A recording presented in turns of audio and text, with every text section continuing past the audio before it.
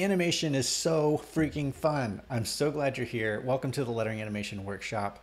This is going to be perfect for you if you're a lettering artist and you're interested in animating your work. It's also going to be great if you're just a graphic designer and you're interested in typography and lettering and especially animation. I want to transfer some of that energy to you. I've done a lot of design work. I've done logos, I've done branding, I've done web graphics, I've done videography, I've done all sorts of stuff in this field, but animation is the thing that just like lights me on fire. I love it. It is just so much fun. I didn't have as much fun right when I started as I am now. I've gotten much better and more confident in the work that I'm doing. So I want to transfer not just that passion and energy, excitement to you, but some of those basics and principles that will get you down the road towards making awesome animations yourself. Because animation isn't just fun, it also adds to your professional skills that you can sell to clients and get new jobs and get raises and get new responsibilities and have more fun doing the work that you love doing. So if I can transfer the energy, the knowledge, and help you, grow in your creative career, that is an insane bonus and plus to me. So let's get going. Let's jump into After Effects. I'm going to show you around the platform, the software, and I'm going to show you some animation principles so that you understand what we're going to be working on, trying to make some awesome animations yourself. What does it take to become a great animator? It's three things. You need to understand animation principles. You need to understand what makes things look good on screen, what makes them feel like they've actually come alive. You need to understand how to achieve those animation principles inside of After Effects. And you need to practice. You need to practice achieving the animation principles inside of After Effects or by hand drawing or doing it in other animation software, whatever it is. But those are the three steps. Understanding the principles, understanding how to achieve them through your own methods, and then practicing those over and over. So let's just dig right into these principles right here. The first one we're going to look at is squash and stretch. Squash and stretch is great because it gives you a sense of what that material is. This box is definitely not a wooden box. This is maybe some kind of squishy material, or at least it exists in a world that feels exaggerated. And it tells you something about that object. It makes it feel like it exists in space. Anticipation. This one is kind of like the wind up before the pitch. This is the leaning into something before the punch. It tells the audience, hey, we're about to do something, check it out. So anticipation is a really great tool to give somebody a clue that something's about to happen rather than it just happening all of a sudden. The next one is staging. This one's a little more about design. And in a traditional animation, this would be like making sure that things look like they're supporting the thing that you want to feel. If it's dark and moody, things are kind of overhanging and dark and moody. A little bit of redundant there, but you get it. Like this is the design side of things. Straight ahead and pose to pose. This is a little more related to traditional animation. So if you're doing straight ahead like this, you would be drawing from one shape to the next or one action to the next without knowing exactly when things are going to hit different stages. You would just be drawing one thing, then drawing the next. But in After Effects, we're going to do something that's a little more closely related to pose, which is you're setting one frame is looking like this, and maybe a second later it's going to look like this, and After Effects fills in all those in-betweens. And that's kind of what pose is in traditional animation. You would do like key poses, which are key frames, which is kind of why After Effects grabs that phrase, keyframe. You draw those key frames and then do the in-betweens in between them. All right, so follow through and overlap. This one's an awesome one that really makes something feel like it's alive as well. It makes it believable. It can also tell you something about the object itself, kind of like squash and stretch. It's just a nice little thing. You don't have to have it in everything, but it just gives that extra element of life. Slow in and out. This is something we're going to talk about a lot in this video. This is the first place you're going to start learning how to manipulate your keyframe so that something feels more real. This is something like a car wouldn't start driving 60 miles an hour as soon as you hit the gas. You're starting off slower and then you're speeding up, and then when you come to a stop, you're slowing down. So that makes things feel more believable. Arcs. All right, so there's not too many straight lines in the natural world. That is something that's very man-made, rigid, doesn't feel like alive. So if something's going to move, it's going to move in an arc. If you're going to draw an arm, it's not going to be a completely straight line. There's curves to the outside of the arm and all this stuff. So arcs really make something feel like it's alive. I keep saying that phrase, but that's what these principles are for. So secondary action, This is something that's not only a secondary action, like the main action is the big box and the secondary action is the one that's bouncing up because of the bounce of the big box. It's something that happens after something else, but it's also a way to give something a little bit of character. It gives you a sense of what that thing is thinking or feeling. That's the way I've heard secondary action be explained, and I think it's a great way to think about it. All right, timing. This is kind of similar to like slow in and out, as well as spacing. So if you see how this guy looks and feels more realistic, or at least it gives you a different feel than the one up here, when it has this snappier look, you've got more drawings at the beginning, fewer drawings in the middle, and more drawings at the end. And that gives you this snappy, like whoosh feel. And that also is spacing. So it's timing and spacing, because you've got the spacing between each of the drawings or frames, so to speak, and how far they're going and how long it takes. So timing and spacing are awesome ways to understand animation. Exaggeration. This is another thing that's really cool about animation, because you can exaggerate. This doesn't have to be exactly what's going to happen in the real world. You just want to make it believable. So exaggeration is a really fun way to sell something, to sell an idea inside of your animations. Solid drawing. This has maybe a little more to do with traditional animation, like you want your characters to feel like they've got bones and muscles. But even when you have a lettering or designs, you want something to feel like it's got substance to it. Is it believable? Can someone feel like that it really exists somewhere? And finally, appeal. This is kind of a broad principle to talk about, but it basically goes along the lines of, does this thing appeal to the sense that you're trying to get across? This looks beautiful and graceful, these little animations, it's fun. You can also have something like boo, boo, boo, angry, menacing, and rough, and that could bring the right appeal to whatever feeling you're trying to get across. So these are the 12 principles. Check out the 12principles.tumblr.com. It's awesome reference to be able to go back and just check out all the different principles that you can utilize in your animations. Let's go ahead and take a look at After Effects. So when you click on any of these panels, you'll see that they're selected by having this blue line. You can actually move these panels around, which is pretty cool. Just like Photoshop and Illustrator, you've got these visual indicators. If I pop it here, it's going to pop this to the left of the project panel. If I drop it in the middle, it now becomes kind of a tabbed panel. If I drop it out here, now we're kind of back to where we were. That's nice. You can rearrange it all how you want. And then, so let's look at this project panel. This is where you're going to have your assets, you're going to have movie files, and you're going to have other compositions. You can put whatever in here. This is where I would put like Illustrator files, Photoshop files, things like that. I like to have a folder for my compositions, which you'll understand in just a minute. This down here is the timeline.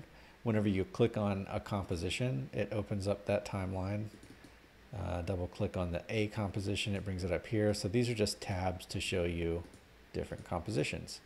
And these are the layers inside of your composition. You can see that as I scrub through here, well, I don't have anything animated in this one. Let me go to this one. As I scrub through this composition, you can see the animation happening up on the screen. This is the composition window, which shows you the view of the composition layers down here. And this is the effect controls panel.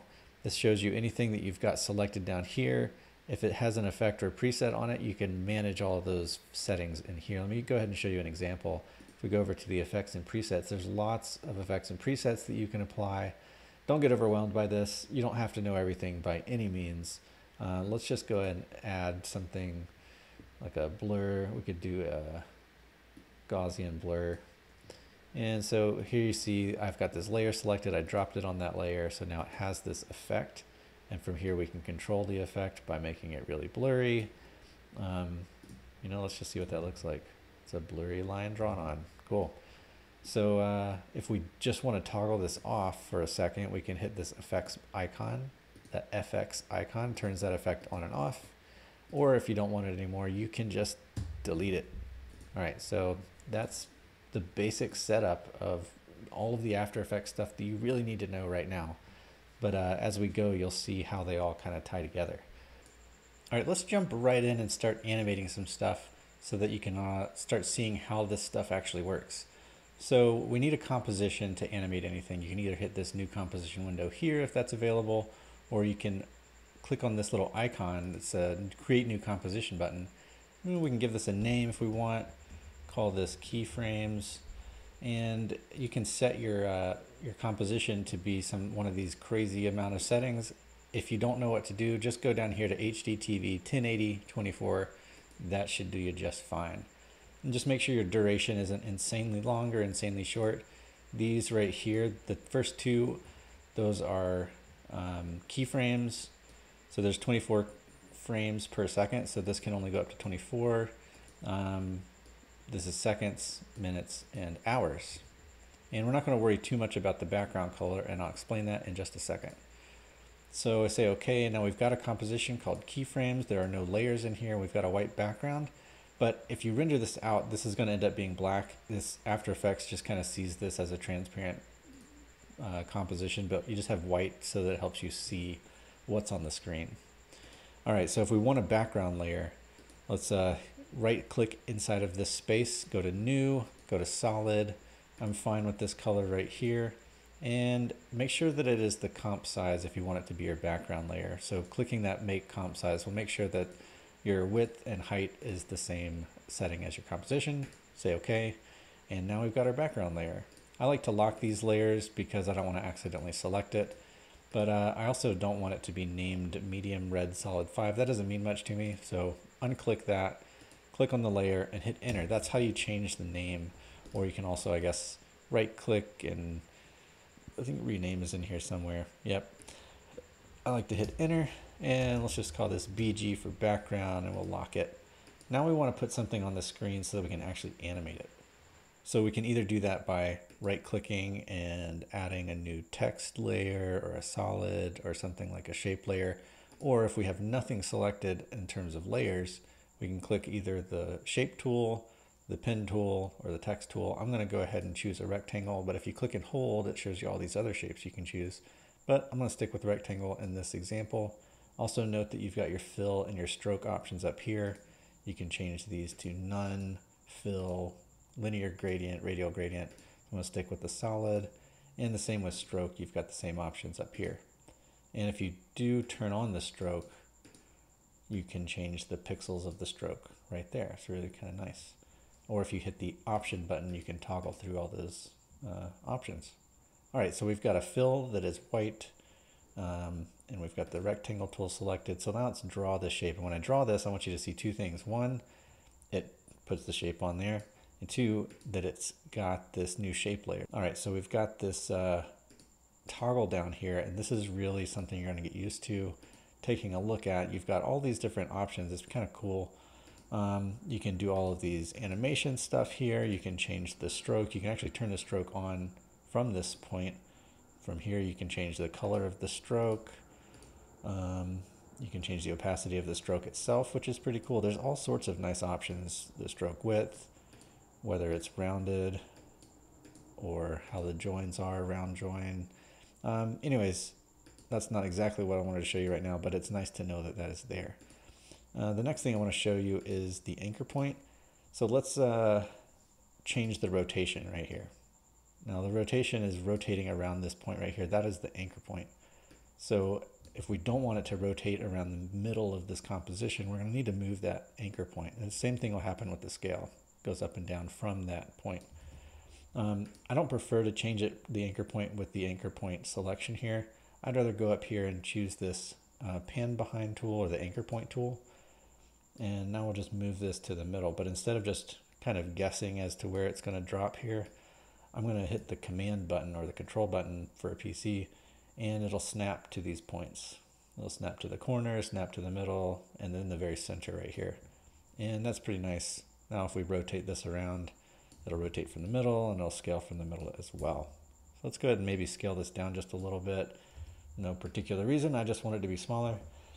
And I'll drop it maybe right here. Now we're going to actually start animating the position. We're going to move this box from the left to the right. Fancy. So we've got the playhead right here. Wherever you have your playhead, when you start adding keyframes, that's where the keyframe will go.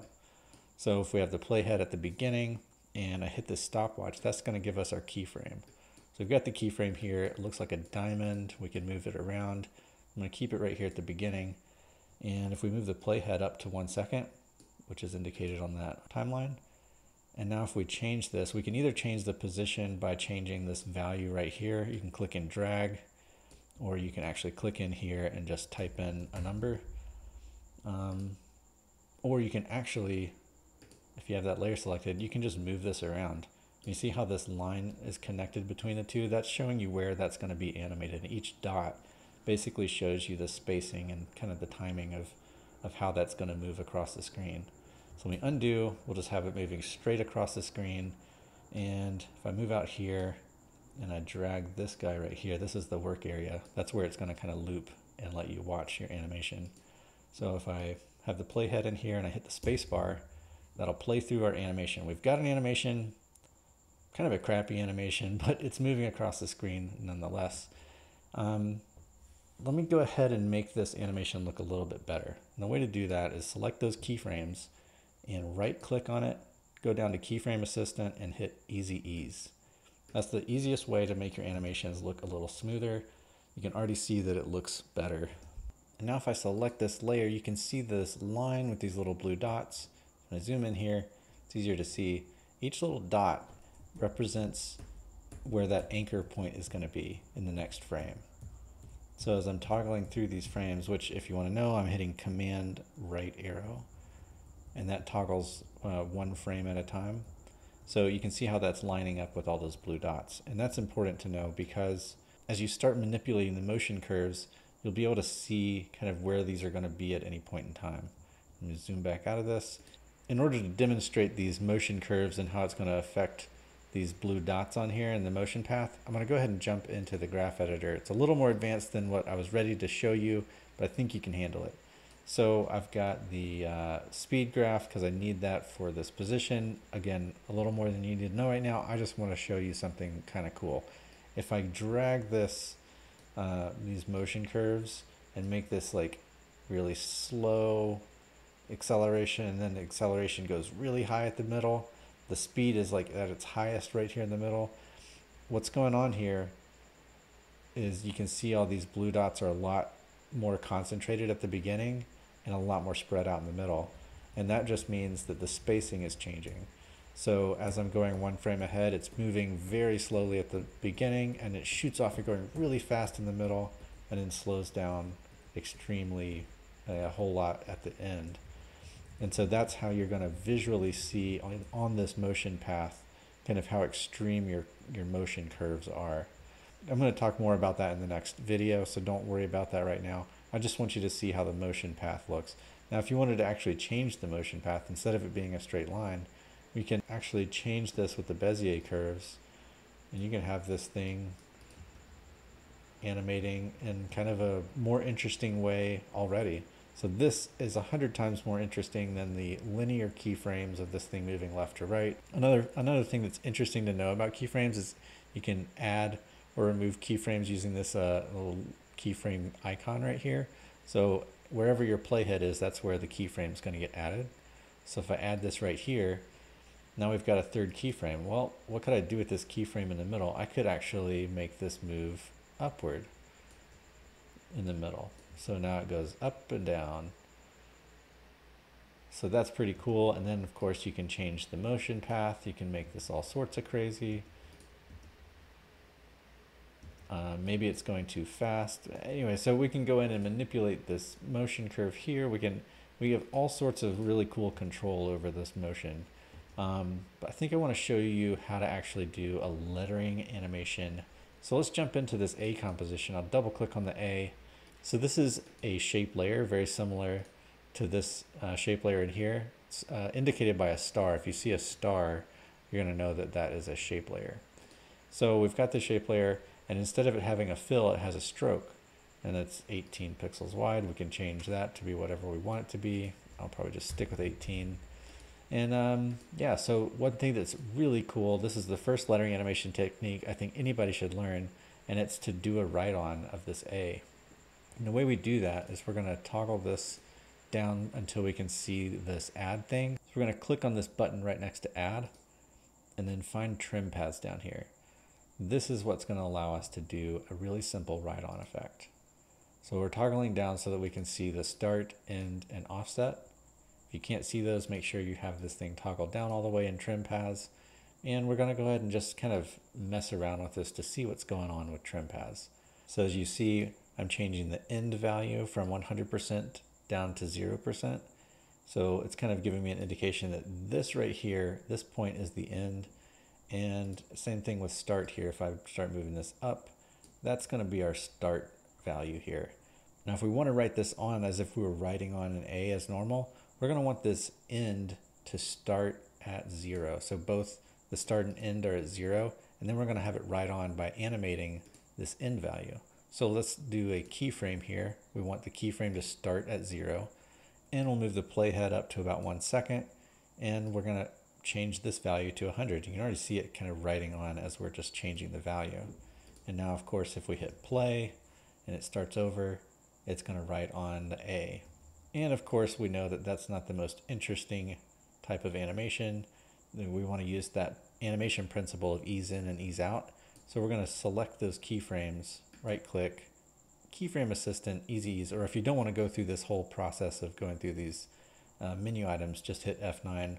Or if you're on a Mac, you might have to hit the function F9 button. Anyway, so let's just do that. And we hit play. And of course, that's going to look a lot smoother. And that is the first lettering animation technique anybody should learn because it's so simple. It's really easy, and you can actually have a lot of fun with it when you get more letters. You can get more complex as you want or as simple as you want, and it's just kind of an automatic way to get something really nice on the screen. But now I think you're ready to go ahead and start adding this kind of technique to a lot of letters. So we're going to jump into this lettering animation file. This is like a lot more complex than that last one, obviously, but all these layers represent all these different letters. How do you apply this trim paths to a lot of these things? And this is pretty cool. So we're going to go ahead and select this first layer, toggle down. We'll see this add and the triangle button. Click the triangle button because we want to add trim paths. All right, so now that we have trim paths, toggle that down. We're going to do the exact same thing here.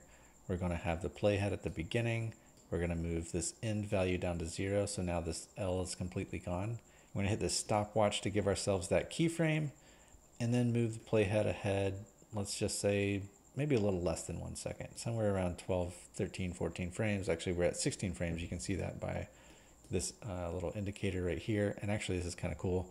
If you want it to be some very specific keyframe, you can just type in like 12 and hit enter, and it'll move that playhead exactly to that 12th frame.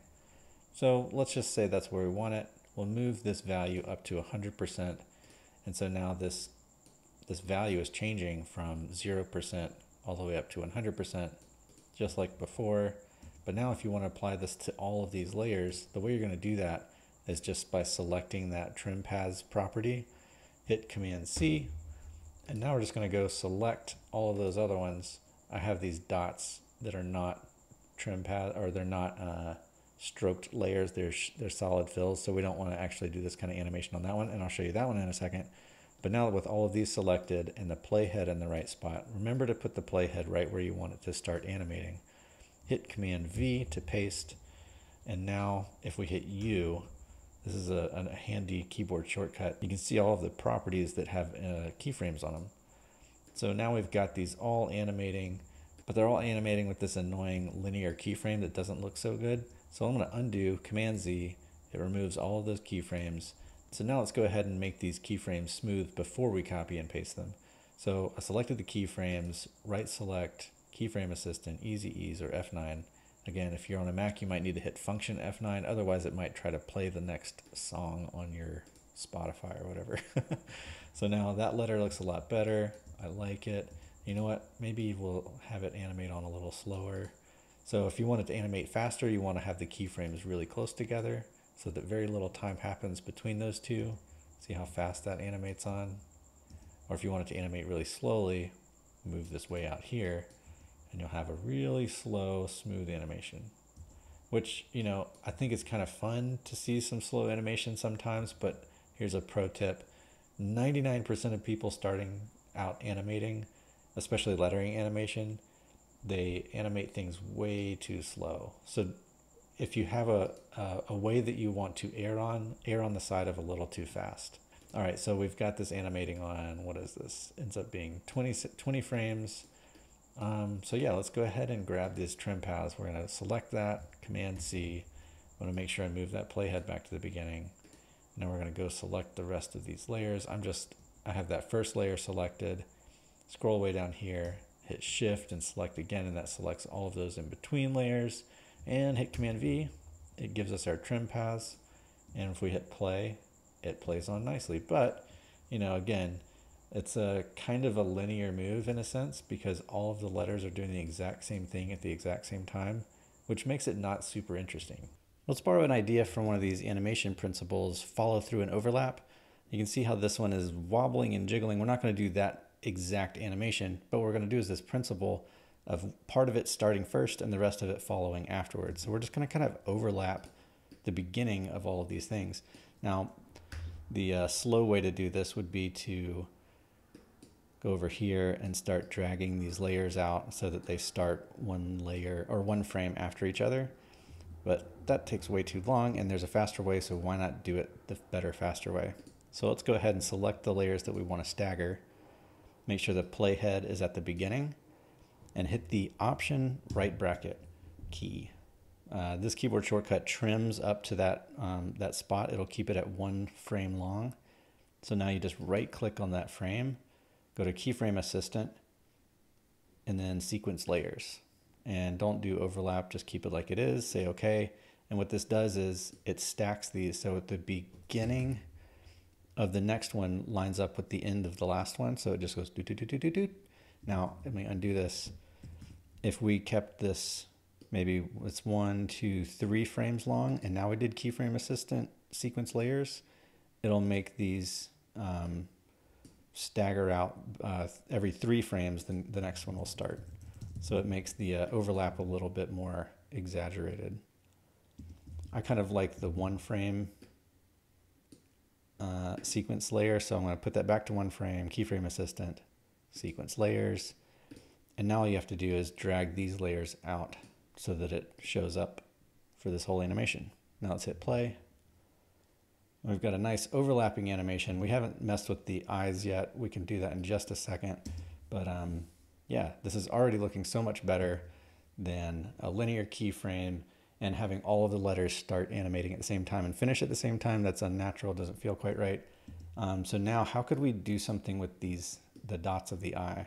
I think is, let me go down to where the dots are.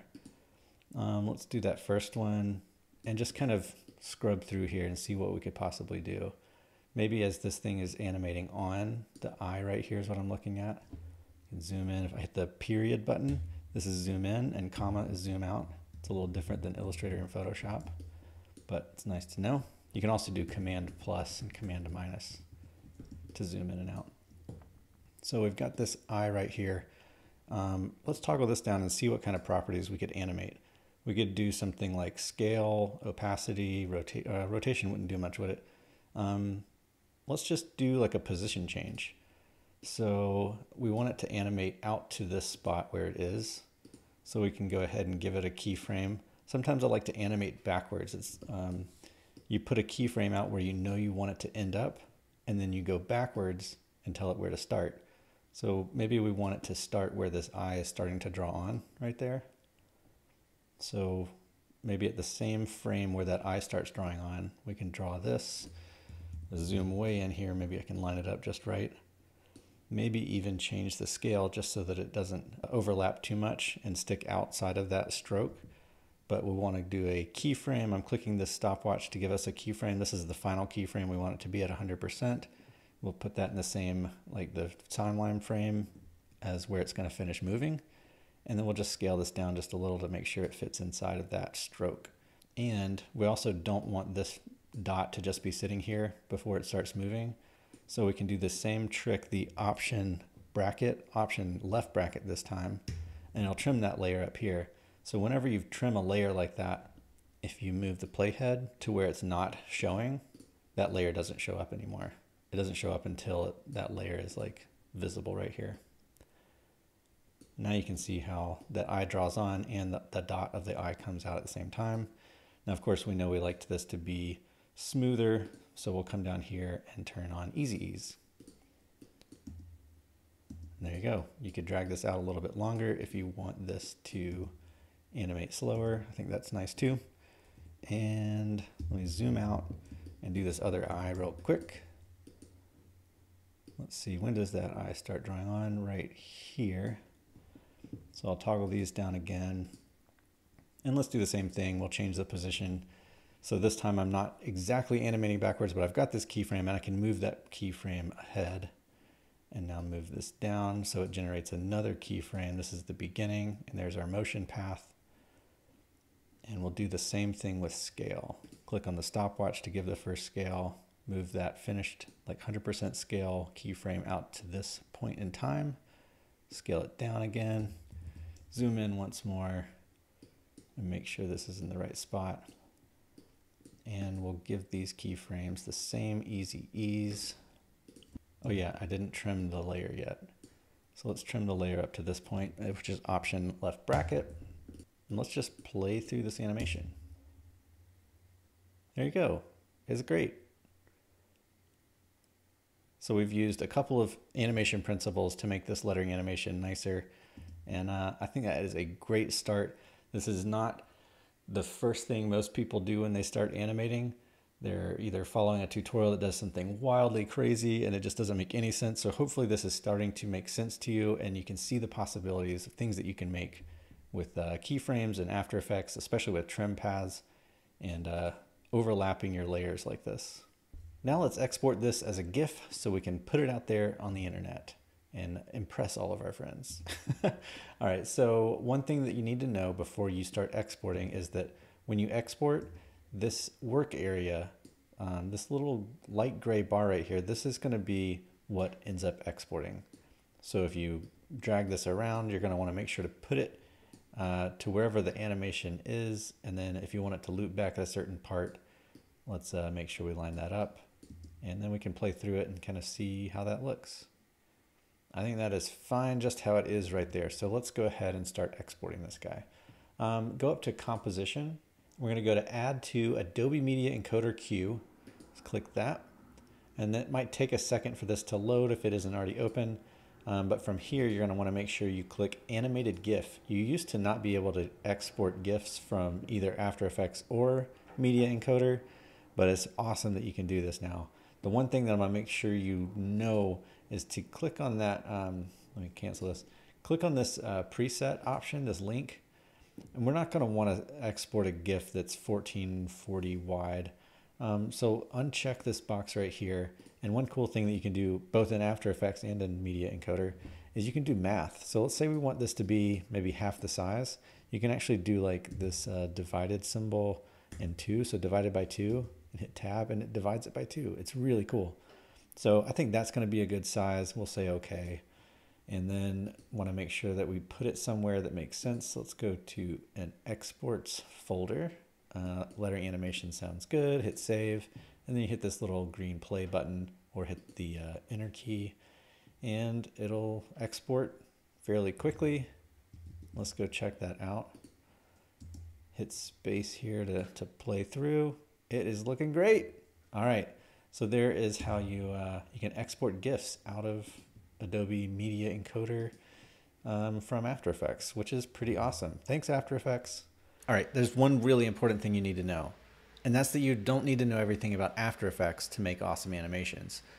Just like you don't have to be an Adobe certified Photoshop expert with some kind of certificate, I think they do that kind of thing, to be an awesome photographer, to make awesome images with a camera.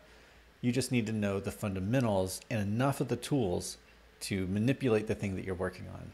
And that's the way it is with After Effects and with animation, with motion design.